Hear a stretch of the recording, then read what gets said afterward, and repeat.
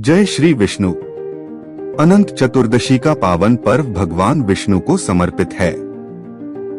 यह दिन न केवल अनंत रूपी प्रभु की पूजा का दिन है, बल्कि इस दिन व्रत करके लोग जीवन की कठिनाइयों से मुक्ति पाते हैं। आज हम जानेंगे अनंत चतुर्दशी की पौराणिक व्रत कथा और इसकी सही विधि। भाग 1 अनंत चतुर्दशी व्रत कथा।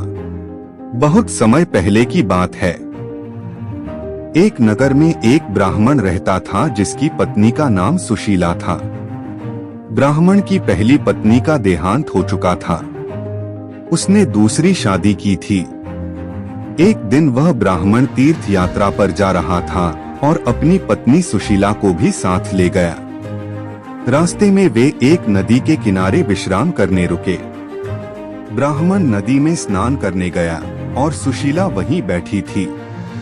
उसी समय कुछ स्त्रियां नदी किनारे पूजा कर रही थीं। सुशीला ने उनसे पूछा, आप कौन सा व्रत कर रही हैं?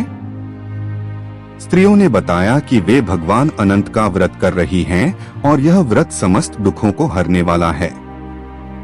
उन्होंने सुशीला को भी अनंत व्रत करने की विधि बताई और 14 गांठों वाला धागा अनंत सूत्र देकर कहा कि इसे पूजा करके दाहिने हाथ में बांधना चाहिए। सुशीला ने व्रत किया और अनंत सूत्र बांध लिया।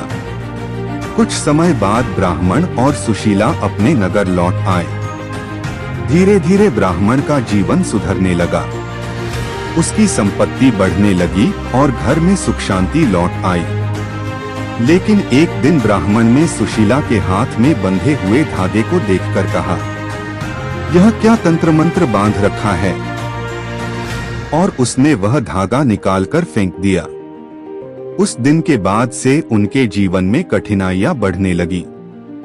धन का नाश होने लगा, बीमारी फैल गई और घर में क्लेश होने लगा। ब्राह्मण को तब एहसास हुआ कि यह सब अनंत सूत्र का अपमान करने के कारण हुआ है। तब उसने सच्चे मन से अनंत चतुर्दशी का व्रत किया, अनंत सूत्र को फिर से बांधा और भगवान विष्णु से क्षमा मांगी। कुछ समय बाद उसका जीवन फिर से सुखमय हो गया। भाग 2 अनंत चतुर्दशी व्रत विधि।